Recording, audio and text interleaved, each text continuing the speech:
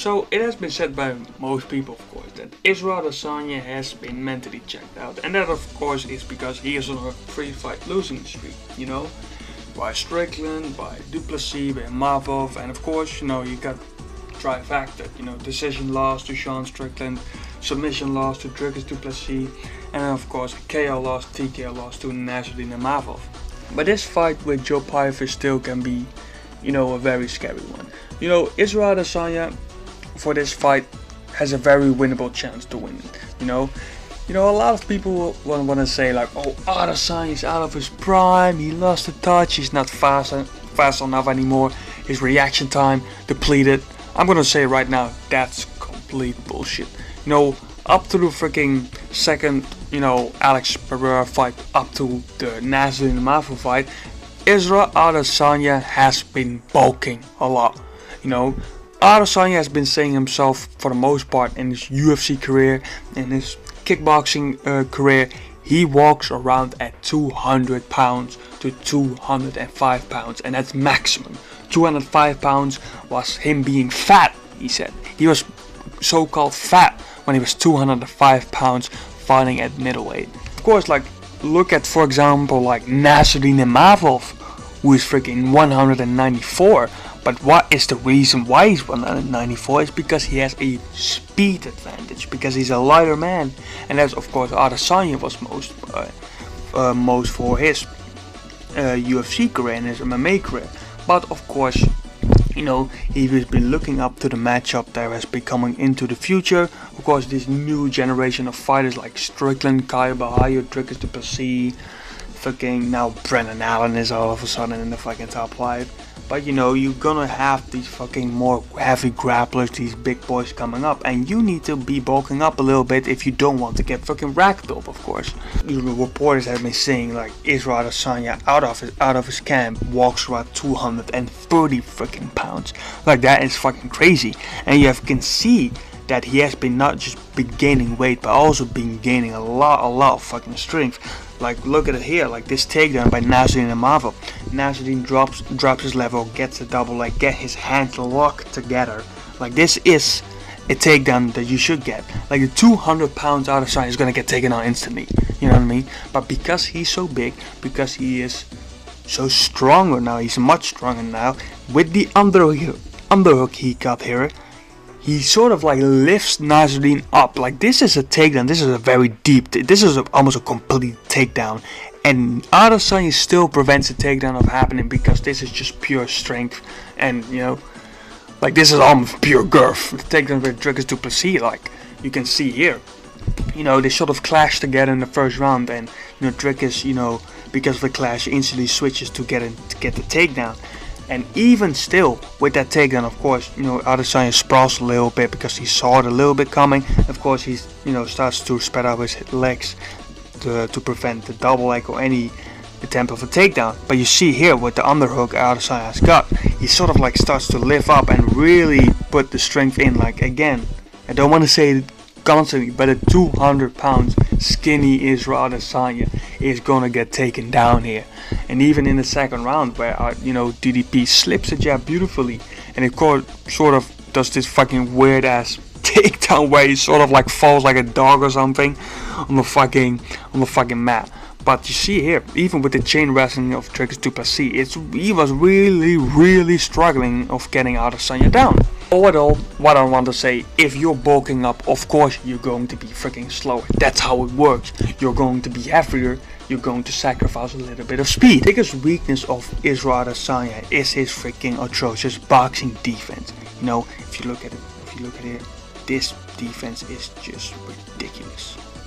Time his opponent starts to close the distance or explodes, he does fucking this. And of course, this is what we call a tall man defense. Adesanya listed at 6'4", I would say 6'3", but still tall man. And of course, he has an 80-inch reach. So instead of really developing slipping and diving and really having a good guard and sort of slip and let shots go through the shoulder, you start to have this tendency just having your hands out. And of course, this is not particularly a Adesanya weakness, because this is happening to more people, like for example John Jones. Of course, You know, this is a very instantaneous tendency you're gonna have if you have longer arms. You know, somebody tries to freaking throw an overhand, or you know, tries to blitz at you. You just use your long arm weapons, your long arms to sort of like get away from it and just lean back. But still, like, Adesanya is not a washed fighter, not at all. Like, even in the fights that he has lost, he looked really good. Of course, the fight with Strickland was just, you know, the matchup that Strickland, you know, was quite frankly a bit of a nightmare matchup for his Adesanya's style. Of course, and yeah, as you can see, he's been, he was a bit outclassed in the striking department in that 5-round fight, but it's not a bad to lose to against Sean Strickland. And of course, with the Dricus du Plessis fight, that was very competitive. It was going back and forth, and the Nasser in the Marvel fight, that was going really good for him. Of course, until the the blitzing uppercut, or the knockout. Of course, it's just things are starting to expose now. People are starting to see Adesanya's game. Adesanya's game is to stand up, in the open space.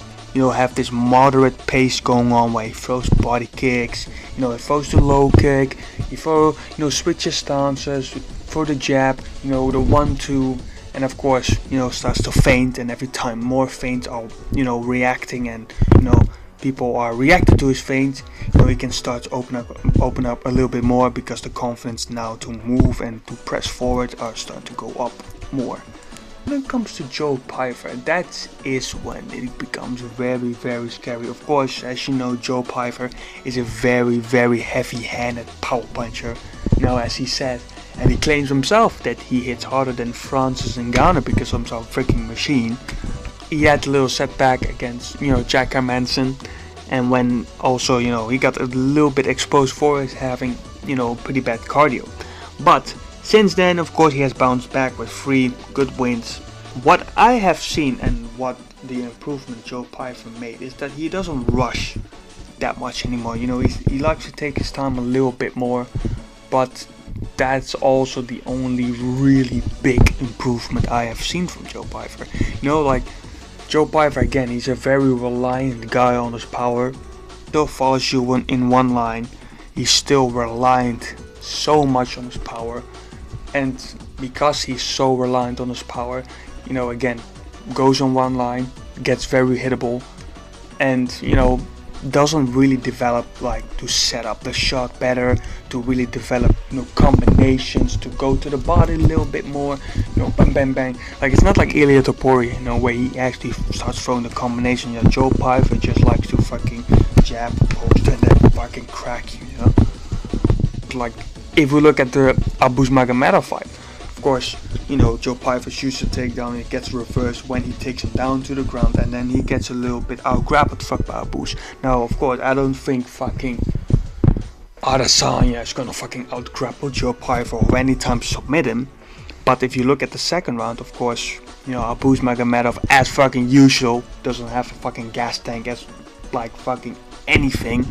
A quick side note, anybody want to say about Hamzat first round mythical fighter? How about fucking Abus Magomedov mythical fighter round number 1? You know what I mean? Because round number 2, this guy just fucking has the fucking gas tank of a fucking smoker, and that's fucking crazy because Carlos Prates probably has a better gas tank than Abus. But anyway, instantly starts putting pressure heavily. He starts going after Abus, cracking him, having the post ready, sort of following until his back is against the cage, and of course then he starts throwing the right overhand, and then he gets cracked to the ground, and of course Joe then submits him very easily because he's a fucking dead fish in the water now because he's so freaking gassed. Fucking sequence, I would say. I would not say particularly the win, but that sequence happened because fucking Abus doesn't have the fucking the fucking cardio, he fucking gassed. Adesanya gets pressed to the fence because of power punches.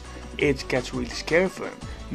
A lot of his losses is happening because of the fence. The Pereira fight, the TK loss because of the fence, DDP because of the fence, the big sequence even from Sean Strickland when he knocked him out because of the fence. Adesanya is very reliant on his movement and his footwork. He likes to move, circle away, lean back away, and can constantly circle and then get back into space and then start throwing his own attacks. But when you press him against the fence, movement, footwork gets thrown out of the window. Now it's just you and your freaking defense, and his defense is quite dog shit. Of course, when you are a power puncher, you have to respect what is coming to you, and that's why Joe Pyfer still can be a very scary matchup from, because if you are a power puncher, you can't just like ignore it and just move forward with your own plan. Like, you have to respect what's coming. You have to take steps back.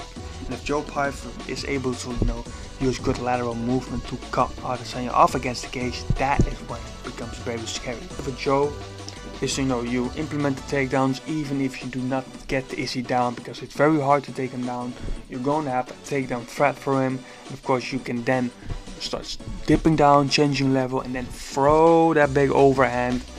There's a big chance that that can land, because for Joe Pyfer it's simply because he just needs one or two big shots. Adesanya mostly needs to have that good 25-minute perfect performance, you know what I mean? And for Adesanya, I would say, you usually do your stuff again, the same way they did against an Nasty Namath, body kick, low kick, feinting, constantly circling. Let him come to you, because what Adesanya also needs to do is that every time Joe Pyfer is gonna crash in, he's maybe he will get frustrated, he wants to throw the big Hail Mary fucking overhand, or he wants to fucking press forward recklessly. Make him pay. Don't just slip and just circle around, because that's when Joe Pyfer is gonna get more confident and he's gonna keep chasing you down, and eventually he will get you. What he needs to do against what he did against Robert Whittaker, you slip and then you fucking crack him. Of course, Adesanya's not just fucking counter punching like an O'Malley or a fucking McGregor, like a fucking sniper, but still he's very good with moving away, sliding away, and then he needs to fucking plant, and then he needs to throw, and then you take your space back. You need to make them freaking pay. You cannot just let these guys become very reckless with the striking and constantly pressure you with them. Like, this is actually the game plan I was hoping for when he fought Dricus du Plessis. Dricus du Plessis, also very heavy power puncher, really good with blitzing and exploding in, but of course very reckless, chin up, fucking hands here. You know how Dricus fights with his hands, very sloppy. So instead of just leaning away and just moving away, you can move away, lean away, but then you fucking fire back instantly, because you need to make them pay for being so sloppy and so recklessly. You know what I mean?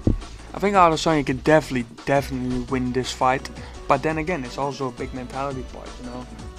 Again, 3 losses. Your last loss was against a KO. Was a KO, and now you're gonna fight another power puncher, not necessarily a big KO artist, but he's still a very heavy power puncher.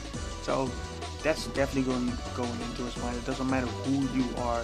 When you're on a 3-lock fight losing skid like this, and you're gonna fight a very dangerous up-and-comer, you're gonna have some doubts and you're gonna have some demons in your head that's gonna tell you, you can't do this. That being said, though, if he truly wants to win, and he wants to keep fighting, or have another crack at the belt, you need to fucking fix this fucking defense. And if you fix this, that will be a good step in the right direction.